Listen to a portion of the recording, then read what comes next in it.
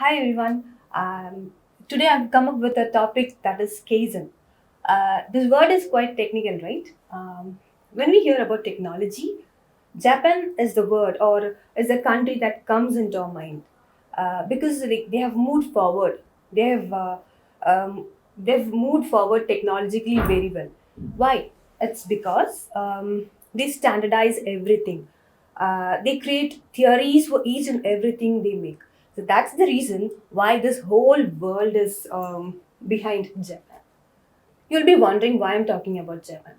Actually, it's because Kaizen is a Japanese term or a Japanese word which has two parts or two sections. One, that is K, which means change. This is a Japanese word K, that is change, and Zen, which means good. So, putting these words together, K and Zen, we can say it is for good change or change for good.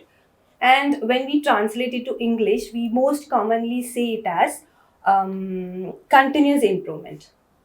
So, Kaizen is improvement for the betterment in the workplace, may it be for the operations or for the production or safety, quality, for any changes in all these processes is known as Kaizen.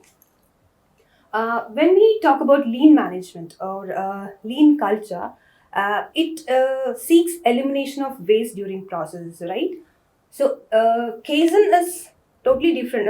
It's not on a lean culture, but when we talk about Kaizen, it is about making small positive improvements in the work, which may eventually lead to greater improvements. So Kaizen is an continuous improvement process. Or the better way to understand Kaizen is small changes that we bring about in the processes that can leads to better improvement or better changes in the future is Kaizen. So now let's see Kaizen cycle or the process of Kaizen. It is having actually the cycle of Kaizen is having 7 steps. So one by one we look. The 7 step first one is to involve the employees. Why we want to involve the employees? It is because this is in order to solve the issues and problems, because the mainly the problems are faced by the employees, so they will know very well what the problems or the issues is. So in order to solve them or to identify them, we first involve the employees in Kaizen. The second one is to identify the problem as well as the potential opportunities. We have to first find out what are the problems in the organization and what are the opportunities in the organization. And third one is to create a solution. So while creating a solution, we also have to engage the employees into them so that they can contribute their own ideas and opinions in creating a solution. And third one is to test the solution. And even when you're testing the solution, what you do is you involve the employees. With the help of the employees, you test the solution that you have created. And the next one is to analyze the result. Kaizen is a continual process, right? So at every interval, what you do is you analyze the results and you see what can be improved or what can the changes be brought in the organization.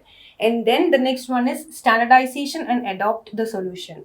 If the result is positive, after analyzing the result, if we are getting a positive result, what they do is they standardize it. They standardize it and then they repeat the cycle. So this is the Kaizen cycle or the 7 steps that is included in the Kaizen cycle. So this you can see.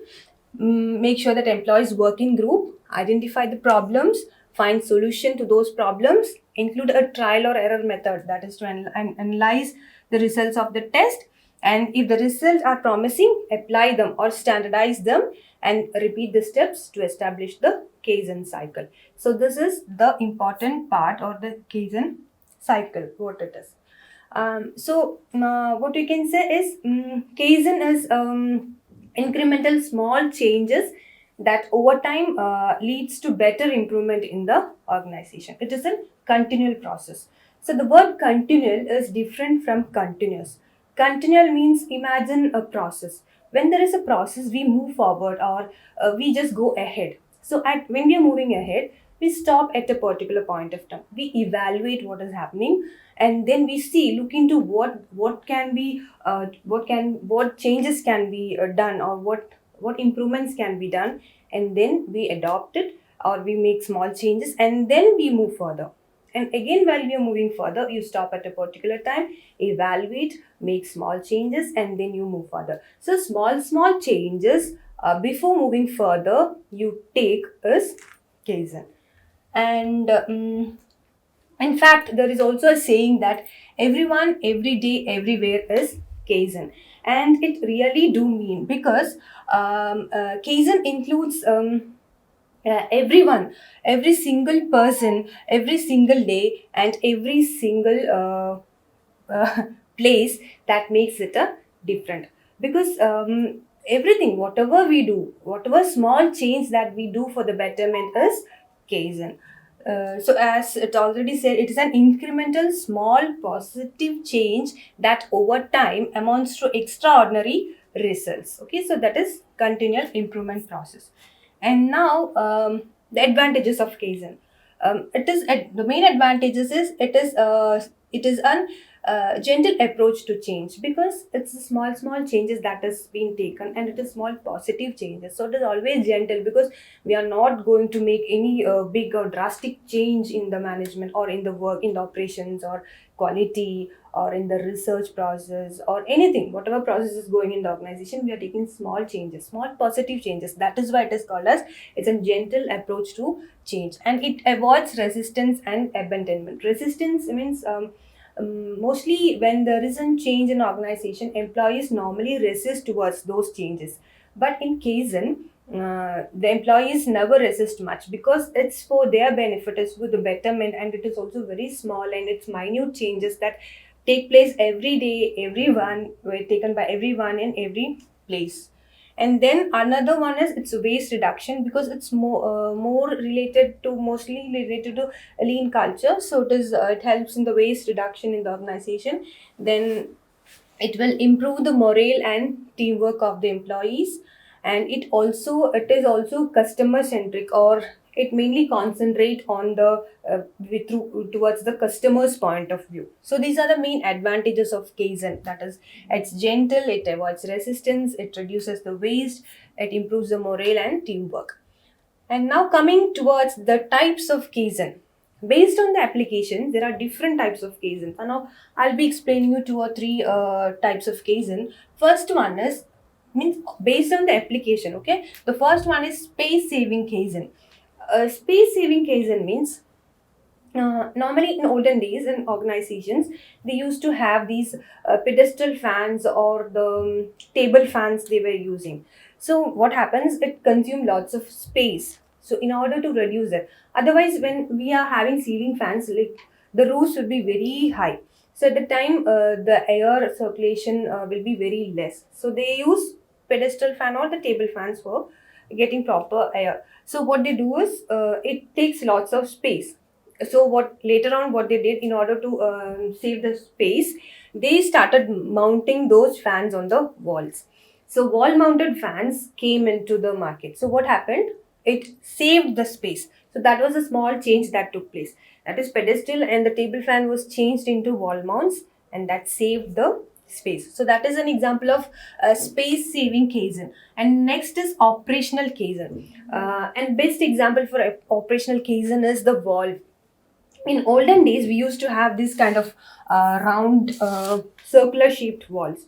So when such kind of walls were there, we are not aware whether the tap is open or it is closed, when the pipe is open or closed. So later there came a revolution in the market. So what happened, these kind of walls came into force. So when the valve is aligned straight towards the pipe, it shows that the tap is open. And when the valve is crossed, it shows that the pipe is off. So the market revolution took place, and the circular shaped valve was transferred, or changed into these aligned kind of valve. So that is the example of operational KAIZEN. Then energy saving KAIZEN. Energy saving KAIZEN is In organizations or in factories where the tubes they use 4 or 5 tubes, which is placed very high.